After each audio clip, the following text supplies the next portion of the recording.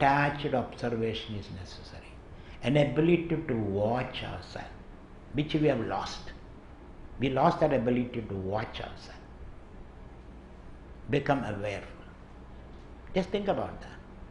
So Bhagavan says, Indriyani paranyahuhu, indriyebhyah param manaha, manasastu para buddhihi, buddhehe paradaha tu saha, he says. So you must be able to watch. You watch the world of sensations rather than jumping into that. Watch it. When you go to a mall, watch every object. Not that the first encounter itself you spend all the money. Don't do that. Take a round. Watch all the objects. At the end of the day, you will know, I don't need any of this. But you don't have the patience. The moment you get into the shop, you are dazzled and excited. Oh, this is the best thing in the world. There are several other better things also. So the ability to watch the world of sensation so that you can choose your responses appropriately. Because you have a 360-degree perception about things. That perspective you should take. That's why you have to shop. These days you say you have to shop 2-3 places. Don't buy from the first shop. Go to a second shop, third shop. You may get a better deal, but we don't have the patience. Shopping is that. Shopping 2-3 places so that you know what exactly is necessary, what is good quality, what's cheaper price, everything you can assess, and then you can decide not to buy. Isn't it? 2-3 shops, because everybody is praising about their object. Then you will say, oh, I don't need any of this. But we don't have that patience, you say. Similarly, a diagnosis. Don't depend upon one doctor. Get a second opinion, third opinion, fourth opinion. Then you decide you have no problem. Because the second doctor will always contradict the first doctor. So therefore, it is very easy for you to dissolve the problem rather than solve the problem. The problem itself is dissolved, it says. So taking different opinions is very important to create an objective judgment of the problem, which we don't do. We get excited. So Bhagavan says, observe the world of sensations before you react to that. Similarly, observe your sense organs, he says. Don't trust your sense organs because they can misguide you. They are limited. Their powers are limited. You see only a segment of the reality. So always question the perception of your sense organs. Don't depend upon them. What they are giving you only a part, like an ocean. An ocean is so vast. But the water you take from the ocean depend upon the size of the vessel, isn't it? But the water you take from the ocean in a vessel, you bring it home, but from there you cannot assess the vastness of the ocean. That's why somebody checked into a hotel and asked the counter boy, give me a room with a view to the ocean. The boy is very smart. He said, sir, all the rooms with the view to the ocean is already booked. Now I can give you a room with a bucket of water taken from the ocean, he says. Is that enough for you? That's not enough, isn't it? So what the sense organs bring is very limited. It is limited to your own survival. That's why the sense organs can distinguish between a tiger and a cauliflower, though both are dancing ensemble of atoms. From a larger perspective, a tiger and a cauliflower both are dancing ensemble of atoms, aren't they?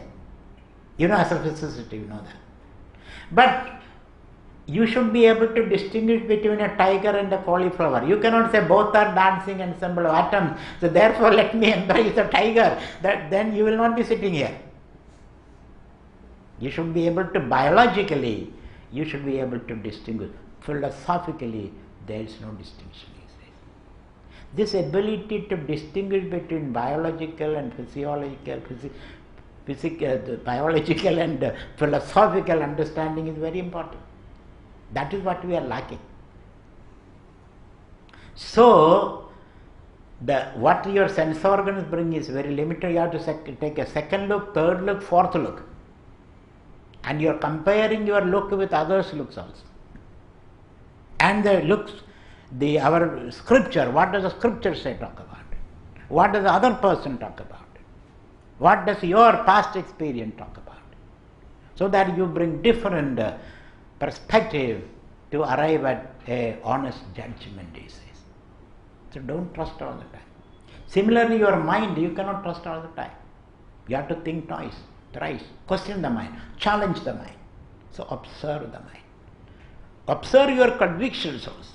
We all have deep conviction which has been given to you from generation onwards. So those convictions, because the world is changing so fast, those convictions has no relevance now. Observe that. So indriyani paranyahu, indriyebhyah param manaha, manasastu para buddhi. Buddhi is your convictions, your ideologies, your theories and all that. Observe that. When you observe that, you are deepening your awareness. You are not running away from them. You are only deepening your awareness so that you get a better perspective of what they are. So indriyani paranyahu, indriyebhyah param manaha, manasastu parabuddhihi, buddhehe paradastu saha. Now you reach a dimension from where you can look at the whole panoramic view from the height of the self, he says. That gives you a total perception. Thus from there, look at this, you will be able to evaluate them properly. You will be able to put them in their respective places. You negate nothing. You accept everything by putting them in the right places. So your brain becomes uncluttered, you see. You got a very organized view of things. So standing from there, you can control, you can moderate your emotion. Because if you are in the midst of the emotion, you will not be able to moderate them. You will not be able to control them.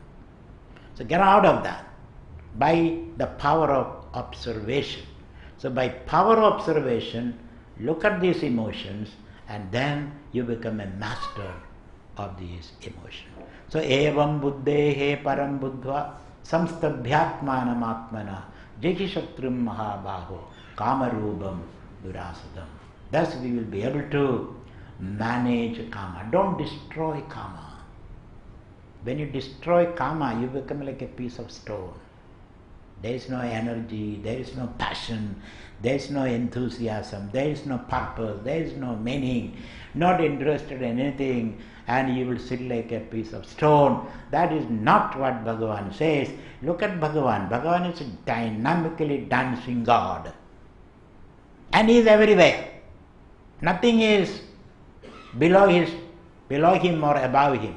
He is everywhere, he is in everything. He can dance with the gopis and feed the cows and milk the cows and jump into the ocean, jump into the river, and he is everywhere.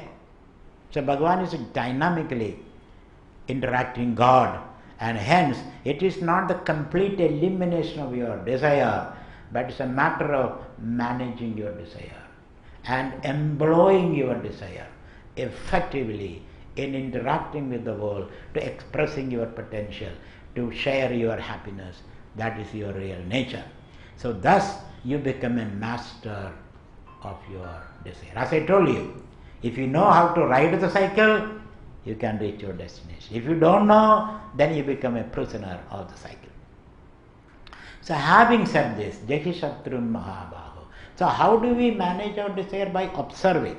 Observe your desire, and when you observe the desire will behave. It's something like when you sometimes people sit and shake their leg. Have you seen that? Shaking their leg. Or digging into their nose. Or pulling their hair. Or grimacing sometimes. So when you shake your leg, you just watch. If somebody else is watching, he will stop it, isn't it? Or you yourself watch, you stop it. So similarly, when you observe your desire, the desire will obey you. If you don't observe, the desire will overpower you. So use your desire effectively in exploring and expressing your potential. There is no other way of knowing your Brahmanhood. To know your infinite potential is to use this desire and to interact with this world. If you have no desire, you don't interact with the world, unfortunately. If you have no desire, you won't even get up from here. Swamiji, I have listened to you for last 1 hour. I have eliminated, given up all my desire. Therefore, I am not getting up from this chair now. Isn't it? That is not the purpose of Bhagavan.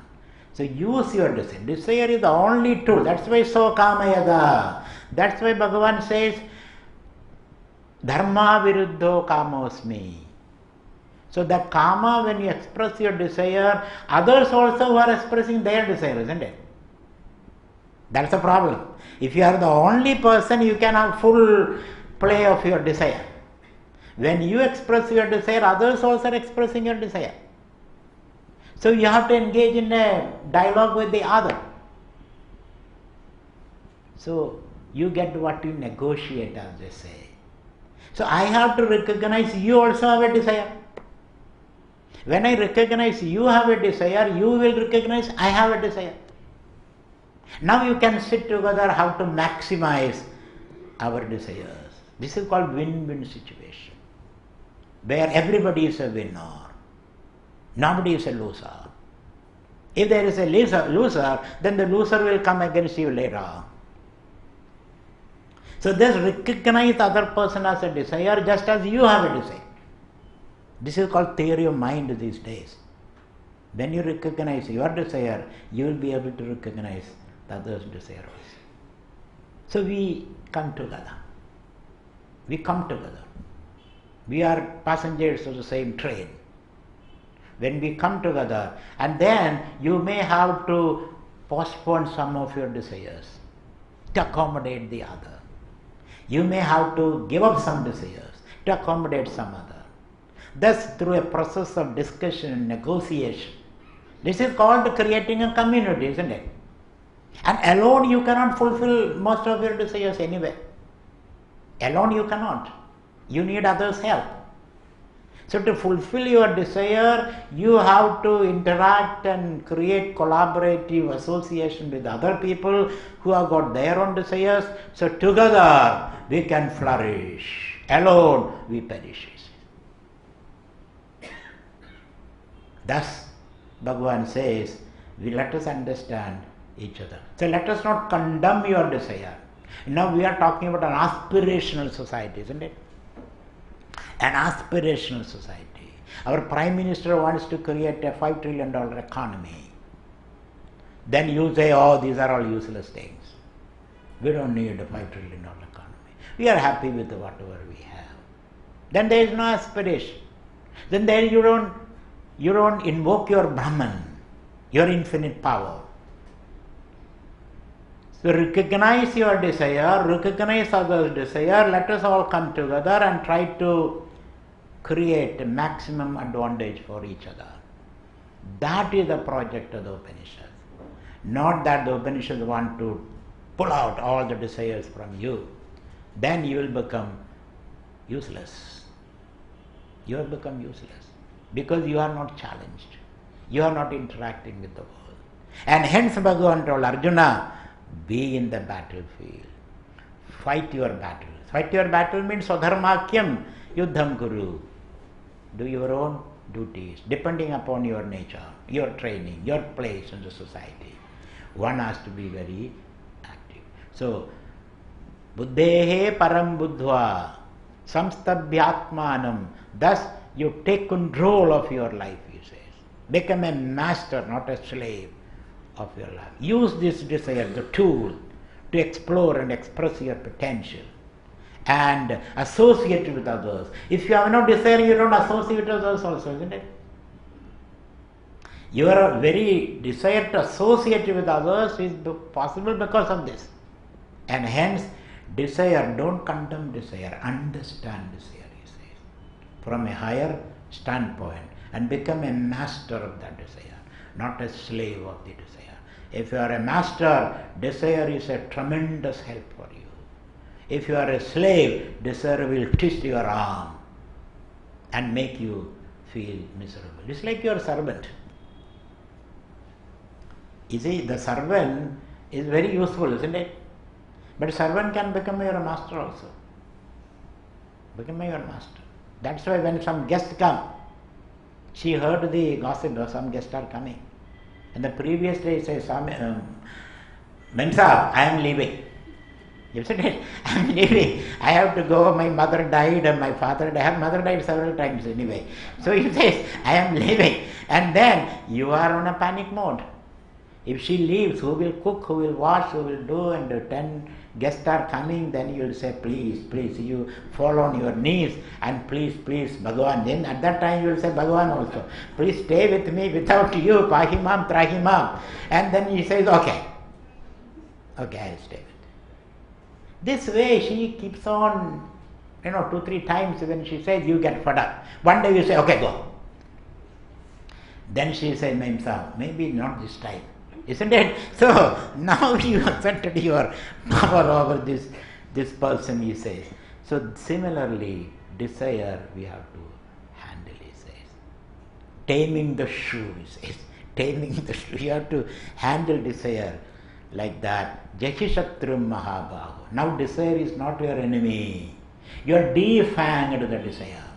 It is no more your enemy. It becomes your friend, he says. Thus, make desire your friend, and it will help you to explore and express your infinite potential as you interact with the world. Now the question is that, in making desire my friend, I need some help. At this point I feel as though I have fallen into a tar pit. Desire has already, like a python, has already constricted me completely, coiled around me. Because initially I was not aware. The desire like a python is all over me now. It's like an octopus around